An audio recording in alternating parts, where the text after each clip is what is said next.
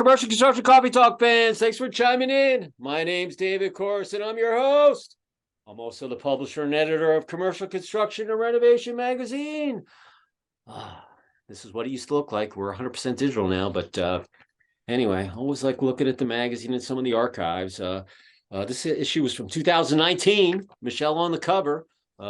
We appreciate that, but went digital August 2021. That was my last issue that I printed, and now we've got about 29 million people. We had 29 million people in 2022 hitting the website, consuming content and looking at stuff. And it's been an amazing journey going from a print guy for all these years into the digital realm. And God, I don't miss the post office. I don't miss the printer. I don't miss any of this. You can still get it printed on print on demand, but we're 100% digital, and it's been an exciting thing. I learn something new every day, and the day I stop learning is the day I should go do something else. But digital has been an awesome, awesome thing. So, and we thank all of you out there who got us up to that 29 million mark. Actually, in November of 2022, we went over to the 3 million mark for a month of people hitting the website. So I can't thank you all out there, for reaching our site and checking out the content and so forth. I'm very thankful. So hopefully this year we'll go over 30 million. I'm keeping my fingers crossed. So Super Bowl weekend. I know everybody's getting ready for the big game. Go Chiefs, go Eagles. I'm rooting for both teams. Just want a close game. I've got my DU colors on as usual. It's Friday. On the ice, we've got North Dakota playing them tonight and tomorrow. So it's always a tough game with the ND guys. And on the lacrosse, Lax Green, playing our rivals down on I-25 South in Colorado Springs, the Air Force Academy. We know them better as the Zoomies. But anyway, hopefully we'll keep our winning ways. We opened the season out, beat Utah last weekend, 12-4, and always a close game with the Air Force. So hopefully we'll remain and climb up the ladder in the top 20. So go Pios. So my wife knows what I'm going to do this weekend. She already knows. I'll be watching the hockey game tonight, tomorrow, and the lacrosse game, and then we got the big game on Sunday with the Chiefs and the Eagles. Not for Philly, but the funny thing is I used to like the Chiefs when I was growing up. And anyway, I'm rooting for both teams. I just want the game to be close. So with that said, our guest today on Commercial Construction Coffee Talk does construction financing from a company called Kapitus. His name is Ben Johnston, and he is the COO of Kapitus. And like I said, they do construction financing, and they have several platforms, but that's their bread and butter. So Ben, say hello to our listeners out there on Commercial Construction Coffee Talk from the Big Apple. Hello. Great to be here. Thank you for having me. And it looks like the weather's beautiful up there right now. It's beautiful. It was, 55, 56 degrees at lunchtime today when I went outside. February, 50 degrees in New York City. You can't beat it. I mean, that's unbelievable. I mean, here in Atlanta, it's mild. We only get a couple of weeks of cold weather, so it's been nice. But we've had a lot of rain, but we'll take it because we want the lake full. But 50 degrees in New York, who figures, Yeah, it's a little tough because I like to go out and enjoy the skiing and some of the winter sports, and we'll be going up to Vermont next week. But I was going to say Hunter Mountain, but Hunter's a good mountain as well. Yeah, but we want to have the snow on the ground, So how much snow have you had in New York this year? I mean, in the city, not much. Almost nothing. Yeah, it's been very little. Northern Vermont has gotten more. At least it's been cold enough to make snow up there. But yeah, when I grew up in the city, I can remember when they would plow the streets and they would just push all the snow on the cars. I mean, there was mounds 20 feet high, and I can remember some of the snow that was in the city. It was just unbelievable. And listen, it's old man winter's still there, so he's coming back. So don't think that's going to be 50 for the remainder. It's coming. Yes. My sister's out in the island. She's like, "Oh yeah, I took the dog to the park, and but nothing's blooming yet." And, I was like, "Wendy, it's going to get cold again." She's like, "Oh yeah, I know, but I'm going to take the warm when I can get it." So 50 in New York in February, cha-ching. So, well, the way this works is we're going to do it in 3 parts. You're going to tell your story, where you grew up, where you went to school, and how you ended up where you are today at the COO as Kapitus. And then we'll talk about the last 3 years, some lessons learned, and then you'll leave our audience with one positive thought or phrase. So with that said, The floor is yours. Tell us your story. Great. Well, thank you. So I met Vermont. I was born in Vermont. I spent a chunk of my childhood in northern Michigan, and then my junior high and high school years back in Vermont, where my parents live today. I was an athlete. I was a football, hockey, and lacrosse player. So I'm channeling your energy here. And I was actually lucky enough to be able to play in college as you did, although I did it at the D3 level at a little school called Colby College in Waterville, Maine. But interestingly, perhaps my claim to fame is that my sophomore year, we traveled out to Colorado and we played both Denver and the University of Colorado in some exhibition games. And so did you beat us? No. Denver thumped us pretty good, but it was a fun experience and something that I'll always remember. So. Yeah, you know what? I didn't even pick up a lacrosse stick till I was a sophomore in prep school. I mean, I was a hockey player. I played football in junior high, and then I went to Petty, and I didn't want to get hurt, so I ran cross country and I ran hurdles and track in my freshman year.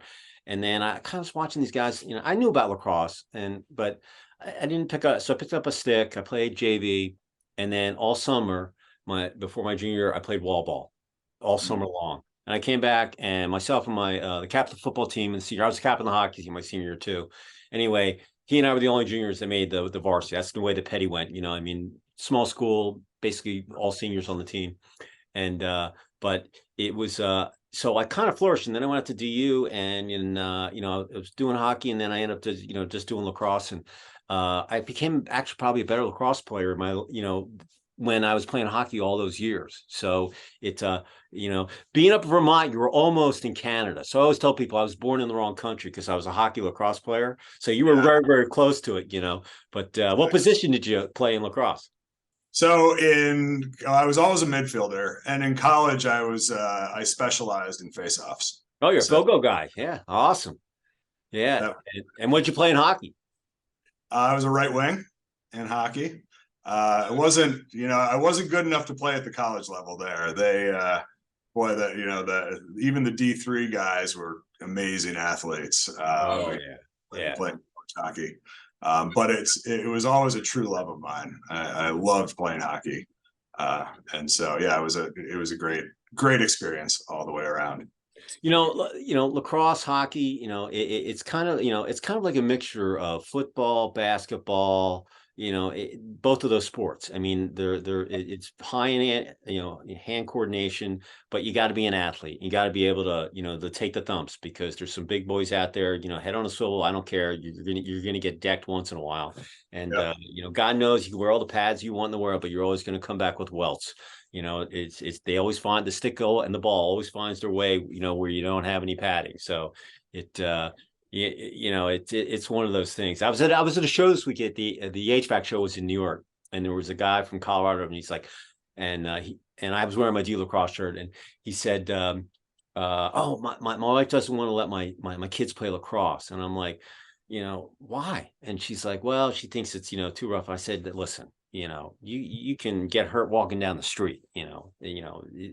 It's you gotta let kids be kids. The equipment's really awesome these days from what it was in the old days.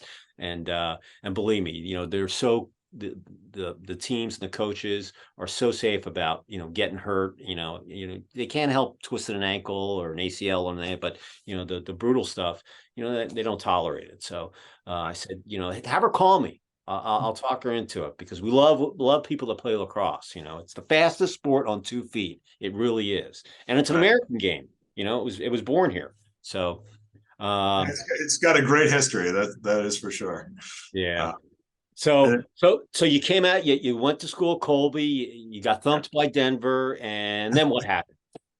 Well, I spent my summers working construction. I worked for a roofer for 3 summers. And some other breaks, I worked for a plumbing and heating company.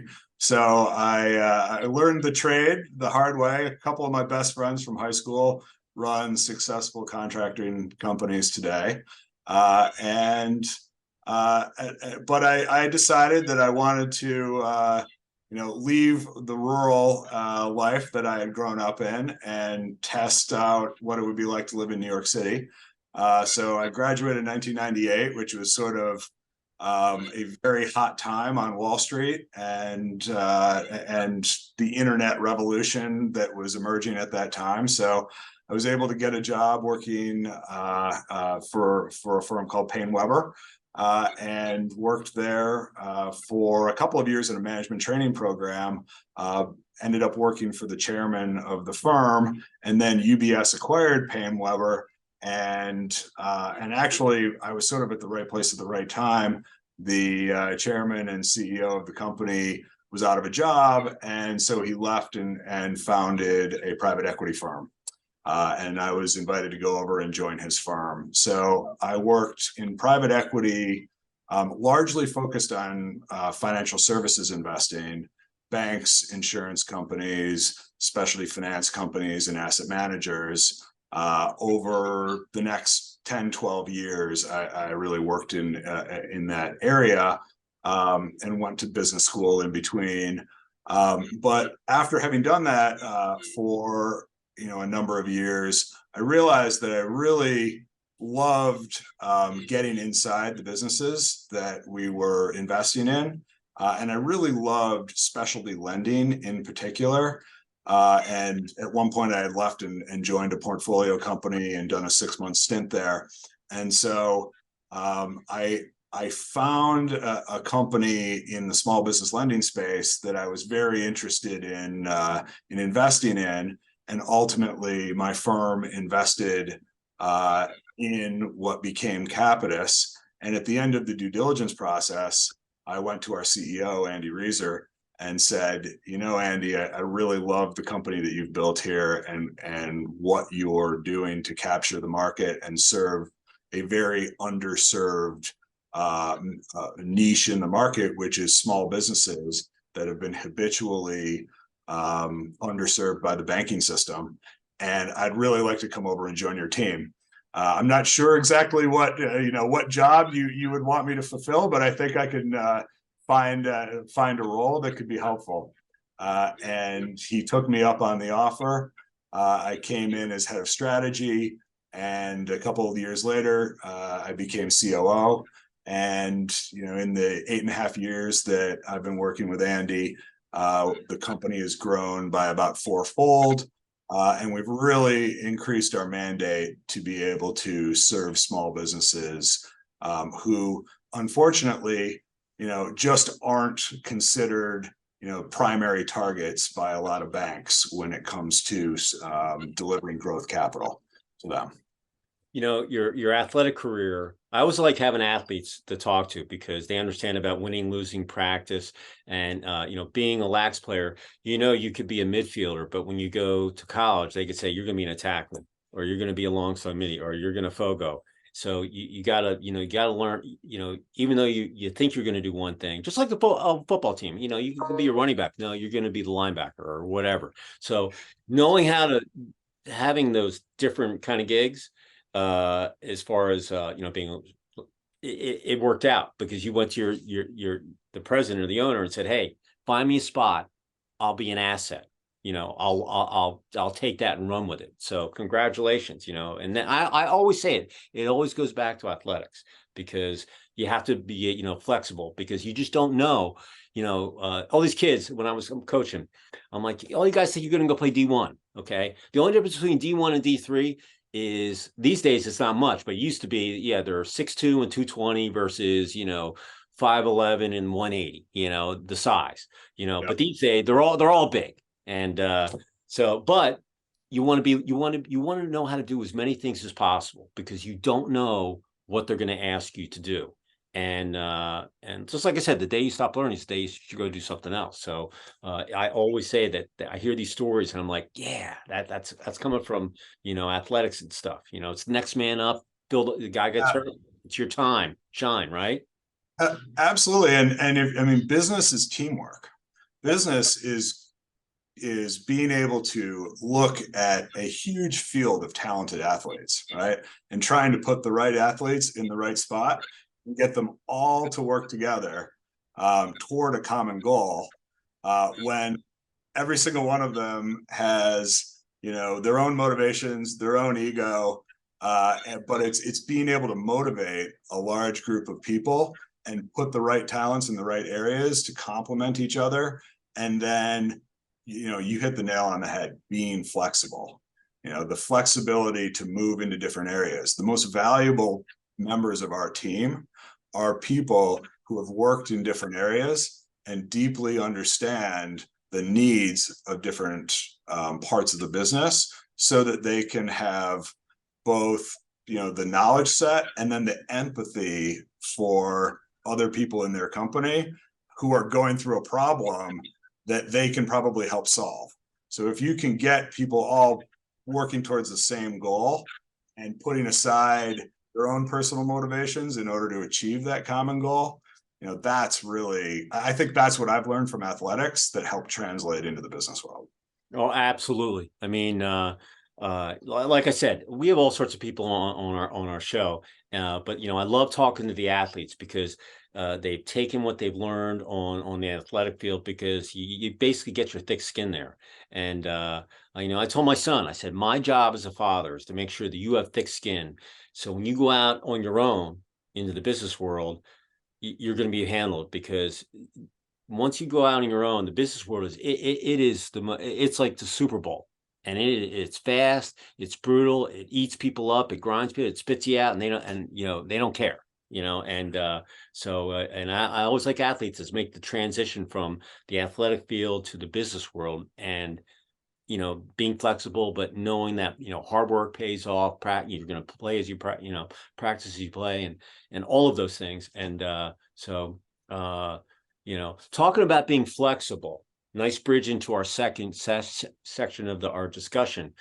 Yeah, You were basically at ground zero during the roller coaster. I'm talking. Let's step back a couple years.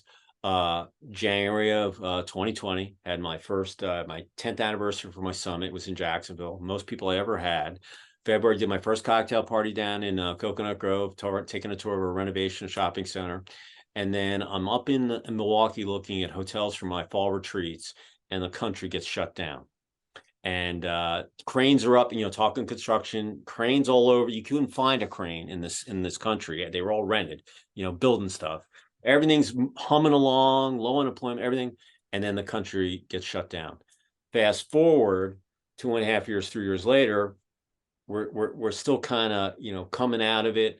And talk about how your company, considering where you were, how your company kind of weathered the storm and some of the lessons learned, because you're dealing with, people that were builders and construction. And that was, and a lot of those companies were probably made essential because those are the people that were busy during, the roller coaster. So give us an idea of, kind of, what the mindset was and how your company weathered it, and, how flexible you were to be standing today. Sure, absolutely. I mean, it was easily one of the most stressful periods of my career. I don't mean to laugh. You think about all the games that you were probably in overtime and all this other stuff, and I believe it. Trust me. Well, I mean, and sort of like, when you're in that overtime moment, you don't really feel like, you don't necessarily feel the nervousness and the stress when you're like right in the heat of it. It's only when you take a step back and cool down and you're like, whoa, was that what we just did? Yeah. Yeah, we had probably 150 people in Midtown Manhattan, another 100 or so in Arlington, Virginia, in our offices. We were largely an office culture pre the pandemic. And then, of course, the first cases popped up on the West Coast, but then pretty quickly New York City became sort of the epicenter of the pandemic. And so we decided very early on that we were going to shut the offices down. And we closed the offices and worked to get everyone critical equipment to be sent home to their homes as soon as possible. So, in that second week of March, we were sending everyone home. I actually sent my family up to Vermont, hoping to go and we rented a farmhouse up there, and we quarantined, hoping to be able to see my parents then once we were fully quarantined. And then I stayed in the city for one more week, to ensure that the entire operation had sort of fully closed. And then I went up there and quarantined myself for a bit. But throughout that entire time, we had a large number of salespeople who all of a sudden were not selling a whole lot of product. And what we did, but we had a ton, just an influx of customer service inquiries, people who needed to talk about what was going on with their business. Maybe they needed a payment holiday. Maybe they needed some additional capital. And so we were sort of inundated with outreach from our customers, because this was the time that they needed us and needed to know what was going on. So we moved most of our sales staff over into customer service. And we spent the next couple of months triaging with our customers, learning about PPP on the fly and trying to educate our customers about that. Looking at their situations and seeing whether we could help them to give them additional capital, and looking at ways that we might be able to adjust their payments in order to make that give them an environment that they could make it through during that challenging time. And ultimately we came out on the other side, and were successful during that time. Of all the lenders in our space who had public securitizations outstanding, there were only two that didn't lose access to that capital during that time, and we were one of them. And I think that's because we were able to communicate with our customers, help where we needed to help, but also our customers respected what we were doing and continued to pay us, which was incredibly important during that time, because it allowed us to keep our doors open, and it allowed us to continue offering capital to qualified businesses. So, we never had a period when we weren't helping businesses and getting additional capital into their pockets. And it also allowed us to really be in position in the second half of 2020, when the market rebounded and all of these businesses needed to open up again, and they needed growth capital in order to do that.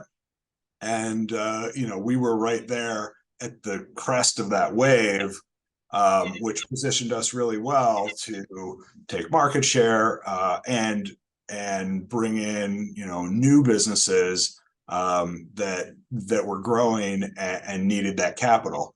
And, quite frankly, during that time, the banks were really, really focused on providing PPP, and that was a very important aspect of the success of many businesses during that time. But when it came to actually risking their own balance sheet, banks have always struggled to service those, the businesses that need capital in increments less than $1 million. And so, and our average ticket size is under $100,000. So we're really servicing backbone of the U.S. economy. Those small businesses that employ half of America and contribute 50% of GDP, but often fall outside of core traditional lending relationships. So a lot of my client, they could be flooring, they could be brands, they could be contractors. The biggest thing that I think a lot of the small businesses, whether they were 5 or 100 people, whatever it might have been, was how am I going to maintain my company culture when I've had everybody coming into the office and now they're going to work remote. Some people they can't work, they want to be in that structured environment. And how are they going to work? Then people prove themselves that they could actually work at home, be successful. And then when the opening came back, it was very tough to, people struggled. I've got all this real estate in my office space, but my staff has proved themselves. that they can work at home. And, you know, they wanted to go to concerts, they wanted to go to the beach, they wanted to do this, but they didn't want to go back to the office. And, you know, that as a upper management person, that it's been a lot of people told me it was a very tough thing that they had to go through, because they didn't want to upset the apple cart per se, because it'd be going on for 2 years.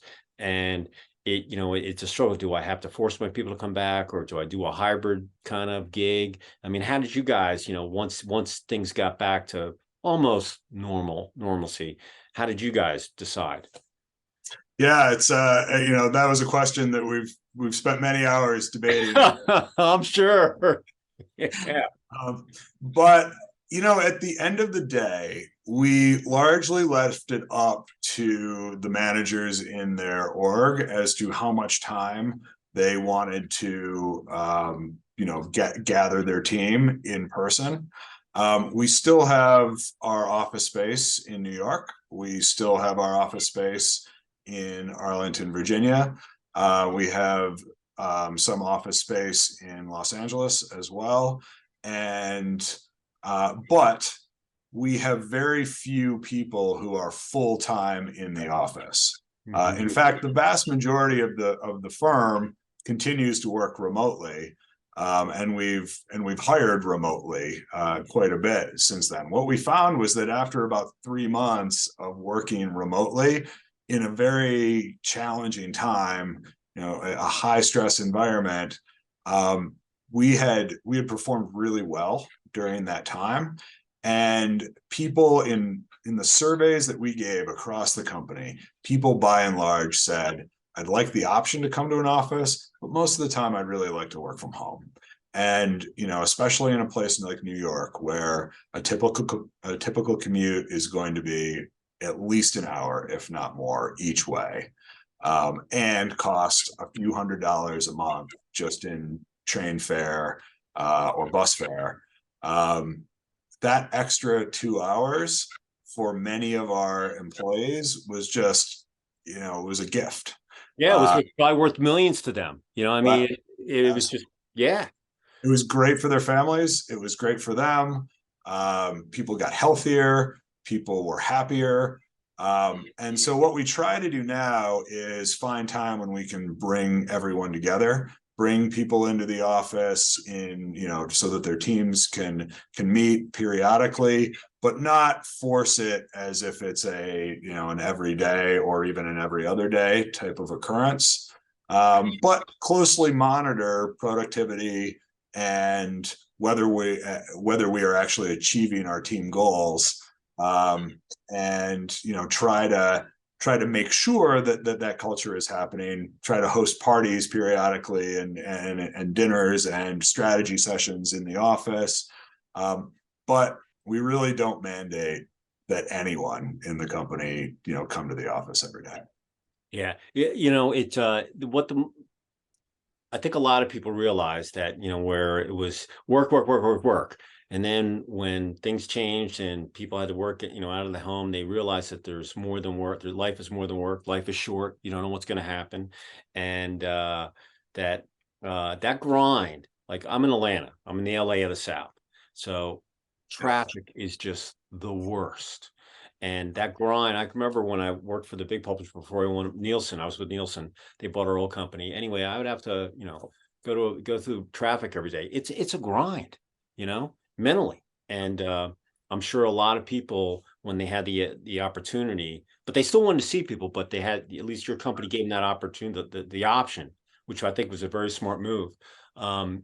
That they, you know, because they had proven themselves that they could get it done. And so many companies that I've talked about, engineering, architects, but like I said, their staff, they were probably more productive than they ever were. There was no more chitter chat around the water cooler or, you know, all that stuff. And when you did have meetings, you know, they were probably, you know, they didn't take as much time because it was, you know, you want to get stuff done.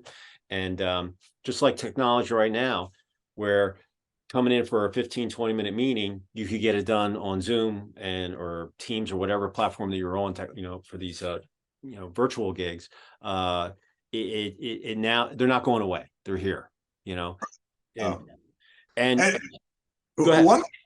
One thing that I've noticed is that it isn't just intercompany communication, it's all of the business meetings that I used to go to. It's, I mean, I have one-on-one business meetings when I go to conferences, and, lots of people go to these conferences to connect face to face. And I think that's even more important than it was pre-pandemic. But then if we're going to have an intro meeting about a partnership with someone, unless they're right next door, nobody's getting on a plane to have that intro meeting. And in reality, even if they're 10 blocks away, most people are going to say, let's just do a Zoom. And largely that's because their team, well, one person may be 10 blocks away, the rest of the team may be in Westchester or Jersey or Long Island, And so I think we've all learned how to communicate via Zoom. And with some detriments, but overall, I think it's actually increased the speed of business and decrease the friction that we need to do in order to connect with people. Yeah, I had a project management firm on my show in the early days when I started my podcast, and he said, today I was in UK, Europe, Saudi Arabia, South Africa. I did a couple walkthroughs in New York, and I finished up down in South America. Years ago, that would have taken me 2 or 3 weeks to do that. Now I did that in a day. So it really, when you made that statement about it, it really sped up business. Yeah. It really has. And, in construction, you always want to be able to look at your site and so forth, but maybe there's an item on a punch list that you don't want to drive 2 hours, and it's just something that, they can either take a picture of or, do a FaceTime or do a Zoom call. And it's been an amazing thing where, I'm not going to drive 2 hours to look at a piece of, sheet metal, or whatever, and whatever it might be. I just said, let's do it this way. And it's, technology, I always look at negatives. Let's turn it into a positive. Just like I'll put it in sports terms. It's halftime. You got to, the plan that we did practice all week, it ain't working. So let's scrub it. This is what we're going to do for the second half. And let's see if we can get the W on the board, and there's nothing wrong with winning ugly. As long as the W's on your side, it works for me. So in the capital side, are there any cool products that you're coming out with this year? I mean, we're almost done with, going into Q2, but, looking through through the end of 2023, are there any cool products that Kapitus is offering that our audience should know about? Absolutely. So, we're growing really rapidly, and what we've systematically been trying to do for the last 17 years is to expand access to capital to more and more businesses. So as we have grown and become more efficient and smarter, quite frankly, about where our credit box is and who should qualify and who should qualify at what price, we've been able to offer products for longer terms at overall lower rates.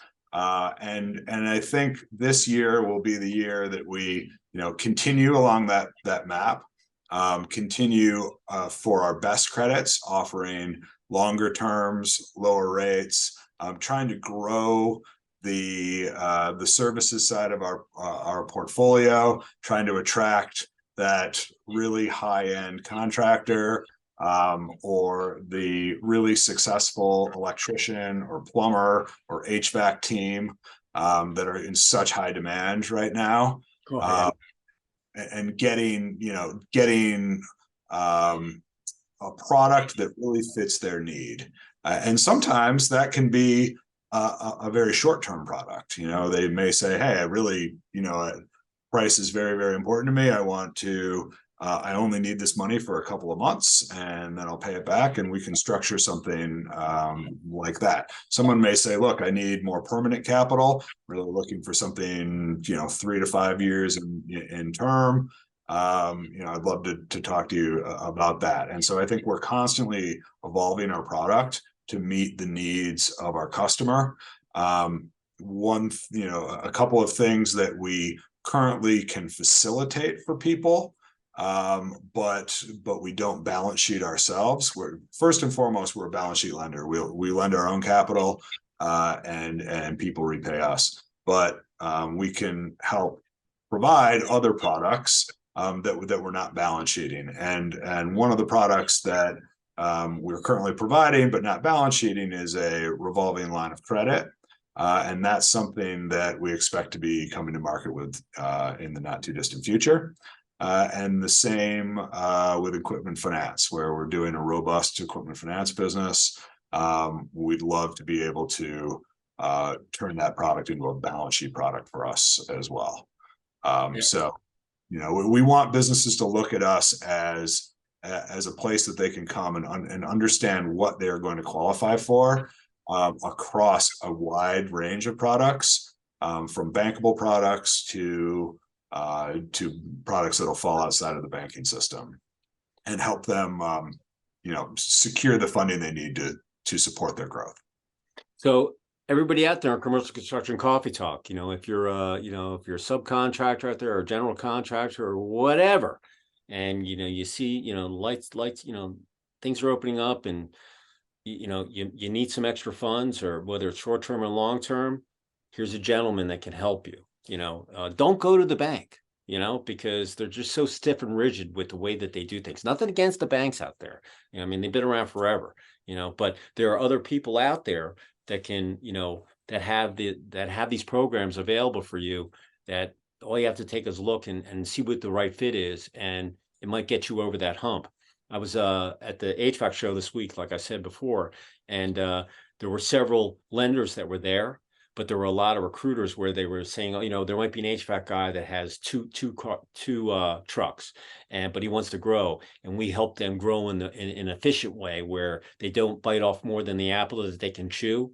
But we want those businesses to grow because it's good for everybody. The more trucks that they have, the more people they can apply, the more revenue, you know, and it's all cyclical. So kudos for your firm to be able to offer that diversity, you know, whether it's balance sheet or not, that can help the small businesses. Because you're right, we are the backbone of the country.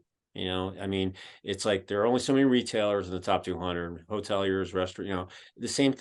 It's not true for the, you know, small business in the country.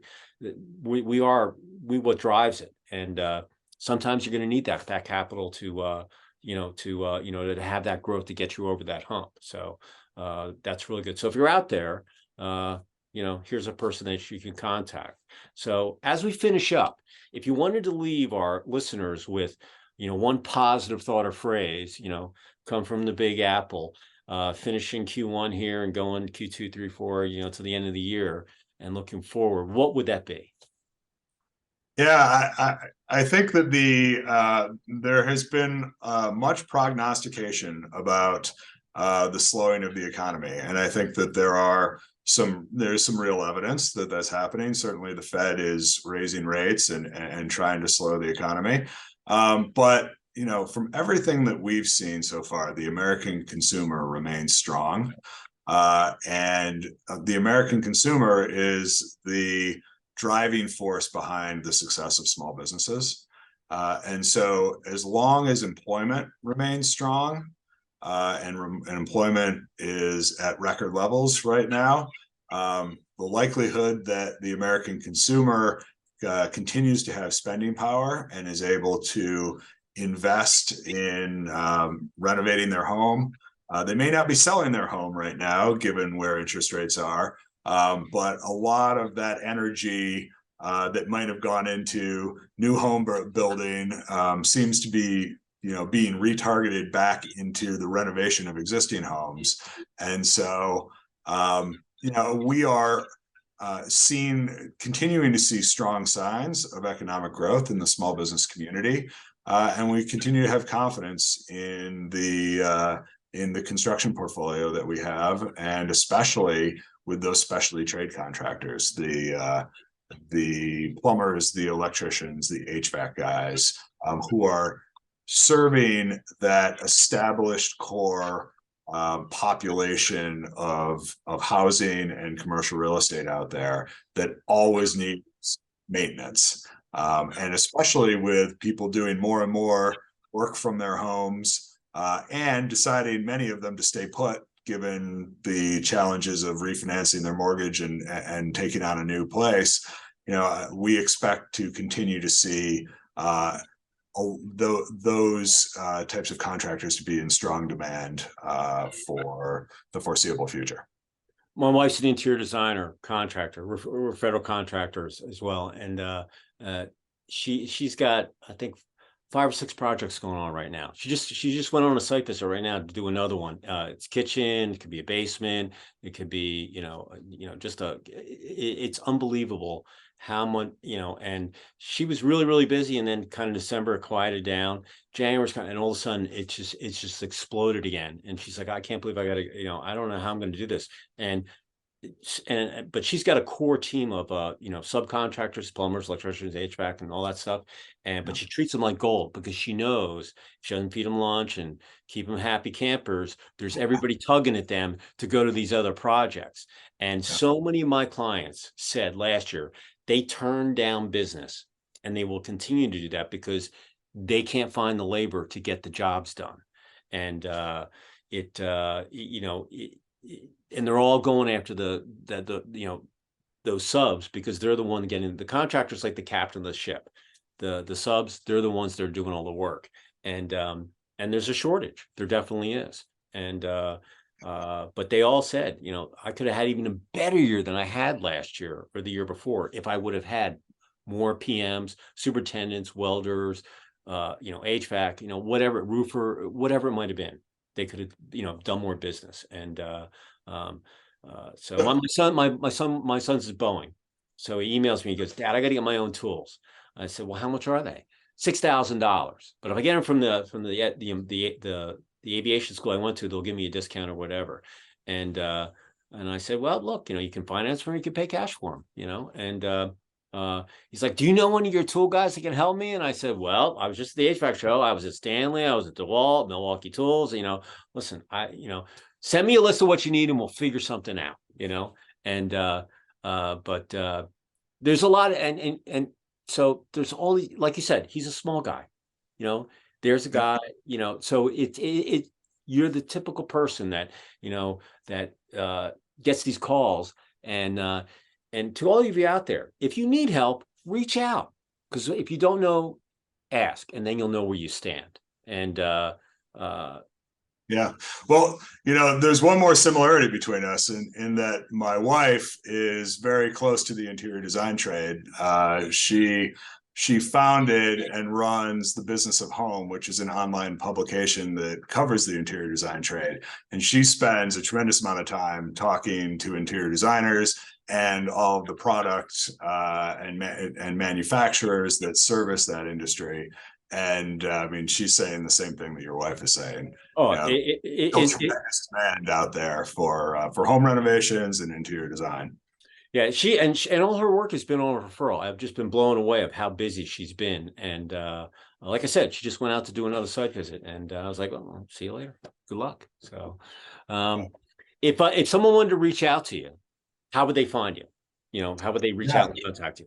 So the best way to talk to a representative at Kapitus is to go to kapitus.com, Kapitus.com. You can apply online there, or you can ask to be connected with a customer service representative who can sit down and sort of help you, help understand your business, help understand the needs that you have and your goals, and then find the capital solution that is right for you. And if anyone wants to contact me directly, you can do so at benjohnston@kapitus.com. There you go. So if you're looking for a little oomph, you need a little help or some extra, equity, or you got some equipment financing done, Ben's your man. Sitting there in the Big Apple. Kapitus.com. Use it. And you can see what he can do and hopefully get her done. So if anyone wants to reach me, I'm at David C at ccr-mag.com. And listen, if you've got anything, like I said, I know a lot of you out there heard me say, if you don't buy a lottery ticket, you can't win. If you don't send me something, I can't publish it or post it. So it could be anything, personnel announcement, anniversary of your company, a cool project story. I look at everything. And believe me, I'll come back to you. I look at all my emails. There's hundreds and hundreds of them in there. Every day, I think I'm going to get caught up, and boom, I wake up every morning and they're just full again. So send them to me. You know, it's very tough getting in the magazine, but we have so many other platforms that we can get your word out there, and we share it, and it's a win-win. So send me something. We'll look at it. So Ben, pleasure speaking with a lacrosse, hockey player, and football, you know, a UVMer. You know, the Dutchman, I was watching, who were they playing? Syracuse, they opened up against Vermont, and they lost, I think, 7-5. I thought the Vermont guys were going to pull it out. But, you know, great talking to a lax guy, you know, man ball. So, There you go, man ball. Yeah, man ball. So, everybody, listen, it's Friday afternoon, finish up work. Go catch happy hour. It's a huge weekend. Go recharge your battery and get ready for Sunday. You know, countdown and enjoy the game. And you know, this is the 6th TGIF for 2023. We got 46 of them left, and before you know it, it's going to be the end of the year. So everybody, you know, stay positive. Put the blinders on. Don't get caught up on all the other stuff going out there. And you know, and if you're out there on a construction site, be safe, most of all. I want to give a shout out to my guy, Electro Romantic out of Philadelphia. He did my signs. I think they look awesome for my new background. And I got my Denver and my Petty sticks behind me, and you know, for my ancient days. And with that said, Ben, say goodbye from the Big Apple. Goodbye. Thank you very much. Have a great weekend.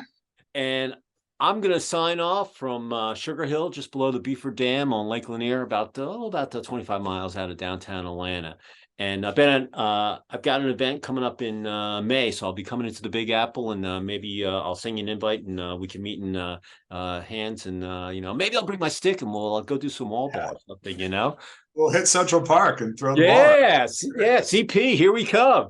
So anyway, I'm going to sign off. And Ben's going to take the weekend too. Everybody out there, Commercial Construction Talk, have a great weekend. And we will see you on the next episode of Commercial Construction Coffee Talk. Ben, I look forward to meeting you in person, okay? Thank you so much for being a guest. Thank you.